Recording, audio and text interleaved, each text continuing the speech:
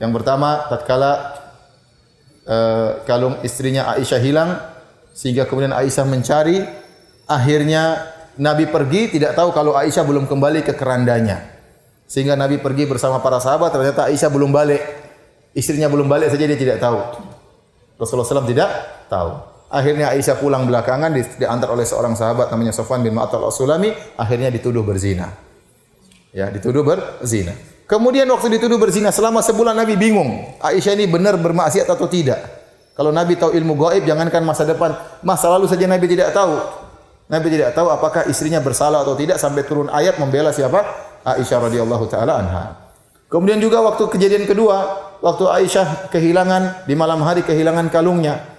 Akhirnya Rasulullah SAW menyuruh para sahabat untuk mencari kalung Aisyah. Maka dipimpin oleh Usaid bin Hudzair, para sahabat nyari. Situ ada Umar, ada Abu Bakar. Nabi semuanya nyari kalung. Ternyata sampai subuh kalung Aisyah tidak ketemu. Ya, tidak ketemu. Akhirnya orang-orang pada marah-marah kepada Abu Bakar. Wahai Abu Bakar, gara-gara putrimu sekarang sudah subuh, sudah masuk waktu salat subuh, sementara kami belum berwudu dan air wudu tidak ada. Mereka sedang dalam safar. Akhirnya turun firman Allah Subhanahu wa taala, "Falam tajidu ma'an fatayammamu sa'idan thayyiba." Kalau kalian tidak mendapatkan air maka silakan bertayamum. Ternyata gara-gara hilangnya kalung Aisyah turun ayat apa? Tayamum. Setelah itu baru mereka memuji Abu Bakar, memuji Aisyah, kata mereka, "Ma hiya bi awwali barakatikum ya ala Abi Bakar." Ini bukanlah keberkahan pertama wahai Aisyah. Engkau sering membawa apa? Keberkahan. Gara-gara kalungmu hilang turun ayat tentang apa? Tayamum. Nabi cari semalam suntuk enggak ketemu. Padahal di situ ada orang ahli surga, ada Abu Bakar, ada Umar dan yang lainnya. Ternyata kalungnya didudukin sama ontanya.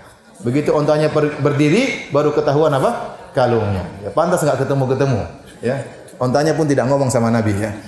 Jadi maksud saya, jangankan masa depan, masa lalu pun Nabi tidak tahu, masa sekarang juga Nabi tidak tahu. Nabi hanya tahu ilmu gaib yang diberitahukan oleh Allah Subhanahu wa taala.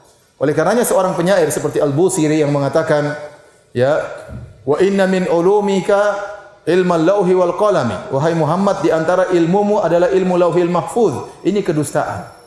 Ini tidak benar. Kalau Nabi tahu lauhil mahfuz berarti Nabi tahu ilmu gaib. Nabi saja diracuni oleh wanita Yahudi, Nabi tidak tahu. Nabi dikasih makan dengan para sahabat teracuni. Nabi setelah makan, kambingnya ngomong, "Ini masmumah, sungguh saya beracun."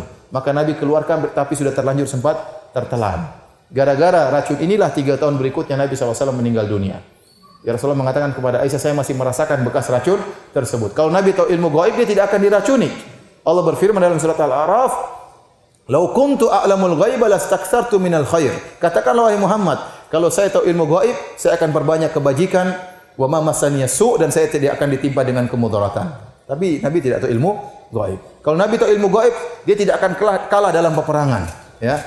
Ternyata para sahabatnya meninggal sekitar 70 orang dalam perang Uhud. Nabi tidak tahu ilmu gaib. Maka barang siapa yang mengatakan Nabi tahu ilmu gaib, dia menjajarkan Nabi Muhammad dengan siapa?